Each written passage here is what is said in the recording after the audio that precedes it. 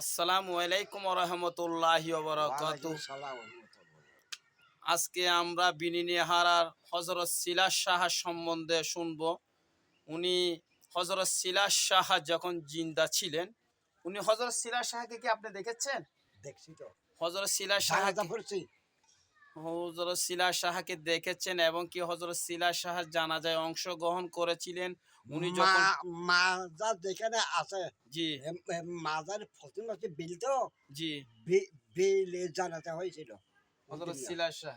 হ্যাঁ, আচ্ছা, আমরা মানুষ থেকে যে শুনি হজরত সিলাস শাহ বিভিন্ন দেশ ভ্রমণ করেছিলেন, এটা কি অ্যাকচুয়ালি কি সত্যি? সত্যি হ্যাঁ, সত্যি। ওনার অনেক মুরিদান মনে হয় এই বিনিনেহারাতে আসতো না দূর থেকে?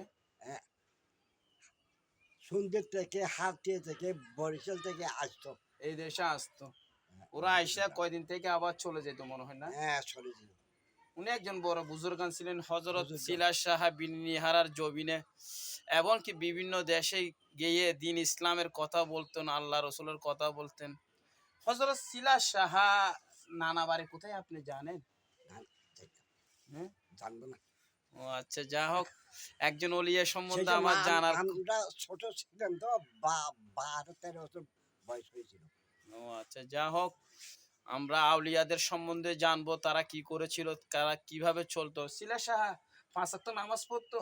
5 ওয়াক্ত নামাজ তো এখন লাস্ট শুক্রবারে জুমার নামাজ এই মসজিদে পড়ছে আকমর মিয়াজি জামে মসজিদে। মসজিদের নামটা কি ছিল? আকমর মিয়াজি জামে মসজিদ। হজরত সিলাস শাহ উনি একজন প্রাচীন বয়স্ক মানুষ। উনি বলতেছে, উনি সাক্ষ্য দিচ্ছে, মানে কি হজরত আল্লাহর অলিরা কিন্তু নামাজ পড়তো, কিন্তু দেখাই দেখাই নামাজ পড়লে এই নামাজগুলো হয় না। এগুলো অনেক হাদিসও বলা হয়েছে, এগুলো নিয়ে অনেক আলেম ওলামারা, বিশেষ করে যারা ইসলাম নিয়ে গবেষণা করেন তারা অবশ্যই জানেন। উনি আল্লাহর অলিরা নামাজ পড়ে, নামাজ ছাড়া কোনোদিন অলি হতে পারে না। না অবশ্যই নামাজ সালাতে মুমিনের মেরাজ। আপনারা সবাই নামাজ পড়বেন, আল্লাহ রসুলের ইবাদত করবেন, জিকির আজগার করবেন, আল্লাহর অলিদেরকে সম্মান করবেন। আমার চাচার জবান থেকে শুনলাম অনেক কিছু আসে, এগুলো আমরা জানি না। এসব বয়স্কদের পাশে বসে, আমার চাচাদের পাশে, ওদের জবান থেকে যদি আমরা শিখে যেতে পারি, তাহলে আমাদের ছেলেদেরকে আমরা শিখাবো। আচ্ছা, হজরত সিলা সাহা সিলাই পড়েছিল শুনেছিলাম। হজরত মানে কি সিলাইতে কিরকম আপনি কি জানেন?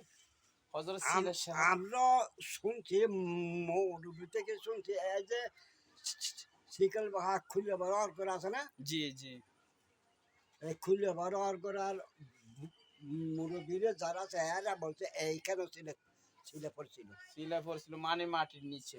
মাটির নিচে। শিলা যারা চিল্লা সম্বন্ধে বুঝেন, আমার চাচা কি বলতে চাচ্ছে আপনারা সবাই বুঝুন। চিল্লা শব্দের অর্থ হচ্ছে মাটির ভিতরে ঢুকে আল্লাহর রসুলের আবাদত এবং কি আল্লাহর মগ্ন হয়ে দিন ইসলামের হ্যাঁ জিকির করা। আবার অনেক চিল্লা আছে এক জায়গায় বসে বসে জিকির করা। আসসালামু আলাইকুম রহমতুল্লাহি ওয়া বারাকাতুহু। ওয়ালাইকুম আসসালাম।